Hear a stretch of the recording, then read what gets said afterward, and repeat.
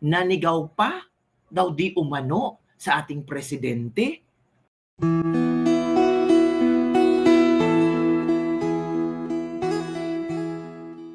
Totoo kaya na sinigawan ni Martin Romualdez si Pangulong Bongbong Marcos?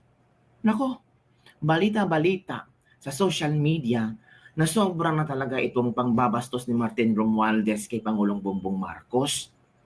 Martin Romualdez, part-time president, assuming president, feeling president, nanigaw pa daw di umano sa ating presidente. Ano ba naman yan kabibig? Naku po, ito nabasa ko lang ha.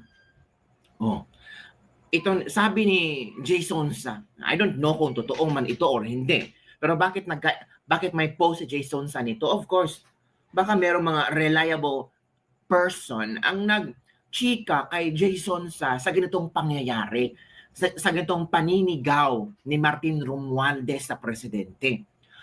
Sabi dito, balita namin Congressman Dante, pinagtaasan pa ika ng boses ang presidente niyang nasa likod mo. Walang pinagkalayo iyan sa langaw na natungtong sa likod ng kalabaw. Kung umusta ay daig pa ng kalabaw. Kasi ang post ni ang statement ni Rodante Marcoleta, ito kasi issue ko kabibig ha. Baka sabihin yun gawa ko lang issue. Hindi naman po ako ganun magawa ng issue. Ito lang kabibig. Ito yung post. Kita niyo na ba ang post? Sige, lakihan natin. Yan Yan mukhang ipinagkibit balikat lang Para sa kanya, parang dumaan na hangin. Hindi ko maintindihan kung binigyan niya ng pagpapahalaga ang opinyon ng Pangulo. Diba sabi ni Pangulong Bongbong Marcos na huwag i-impeach si BP Sara. Pero walang pakialam si Martin. Meron pa daw pangatlong impeachment case na sa Lunes daw ihahain ng mga congressman na ha. Mga congressman. Kasi kung ako, Pangulo ng Pilipinas yon, hindi pwedeng hindi ko bigyan ng mahalagang atensyon kahit na opinion lamang niya. Of course. President na ang nagsabi. Dapat susunod tayo. Kaya nga sabi ni Jason sa balita namin Kong Dante, pinagtaasan, it means sinigawan, pa ika nga ng boses ang presidente yung nasa likod mo. Ito ang nasa likod ni Kong Dante. So ito ang nanigaw. Pinagtaasan ng boses ang presidente. Hala ka, too ambitious, sabi ng isang netizen. Oo, grabe si Martin ha. Si Martin po ang Pangulo ng Pilipinas, hindi po si BBM. Nagpipiling Pangulo ng bansa. Ikaw ba naman ang tagahawak ng pera ng bayan na walang resibo, perma lang? Pag gusto ng pangulimbat, pagwawaldas at panunuhol sa congressman, umaabos kapangyarihan na nakapwesto. Sabi ni De La Torre Lizelle. Sabi ni Chato E. More. Actually, si Kong Rodante Marcoleta ang may potensyal pang magpresidente kumpara kay Martin. Common sense at alam niya ang batas para sa tao at mga karapat-dapat at hindi sa lipunan. Sabi ni Glova, isa lang ang malinaw niyan, hawak sa lieg ni Romualdez si Marcos Jr. at ni mini president na si Lisa. Paano yung kabibig? Kung totoo itong chika ni Jason Sa na tao dito, pinagtaasan ng boses ang presidente natin. Ang nagtaas pa ng boses ay si Martin Romualdez. Ano ba naman yan? Kalerke naman yan. Parang walang respeto sa presidente. Parang siya pa ang presidente. So it means hawak ni Martin Romualdez ang liig ni BBM. Kawawa naman si BBM. Sa presidente lang sa pangalan pero wala sa aksyon at hindi pinaniniwalaan. Oo, kasi ano naman yan Ito pa ang chismis sa bibig ha. Text from a follower. May isinugod daw sa ospital dahil papalitan ni GMA or Marcoleta.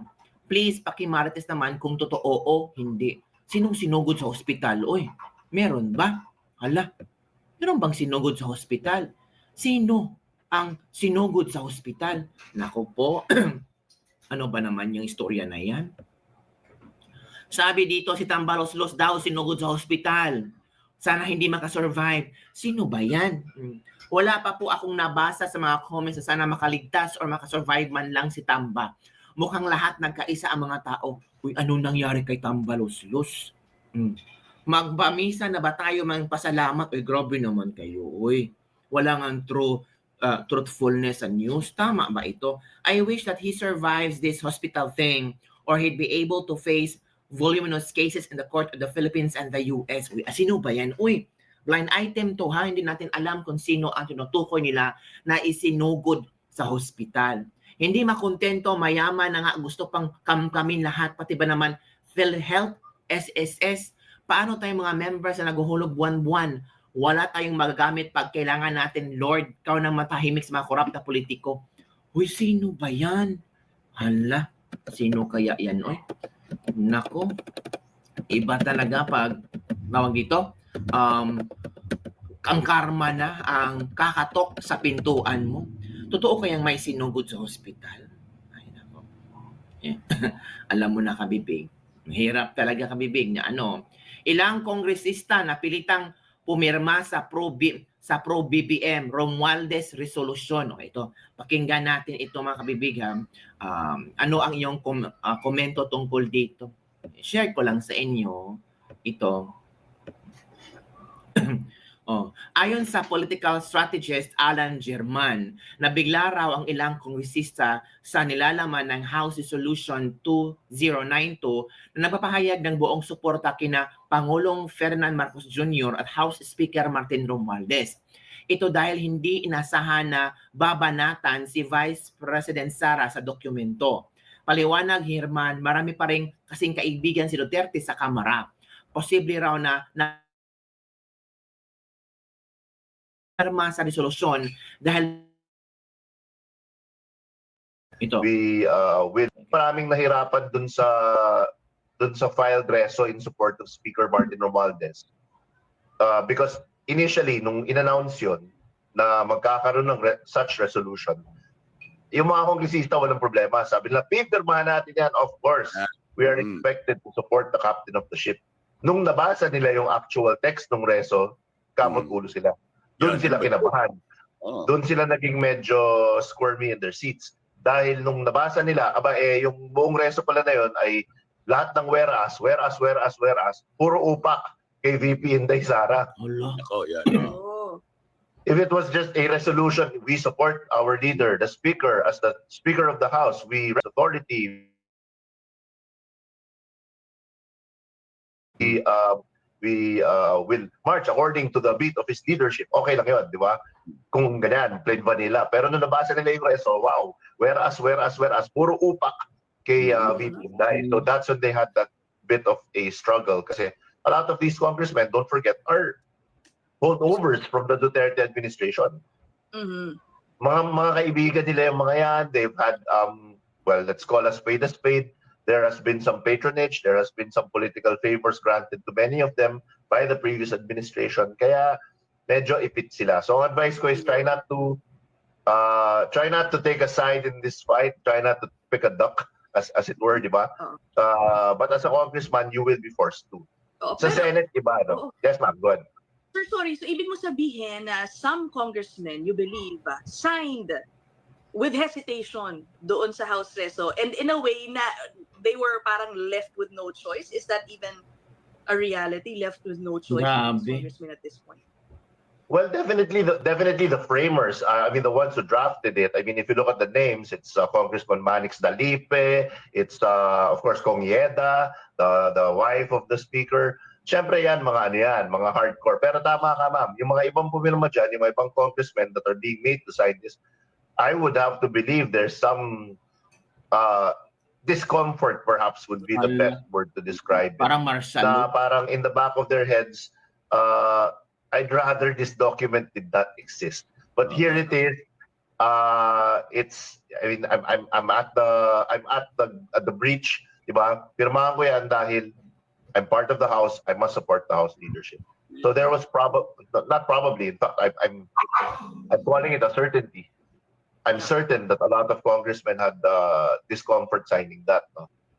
Hala. So yun na nga, kabibi. Grabe talaga nung pagkongontrol ni Martin Romualdez sa Kongreso.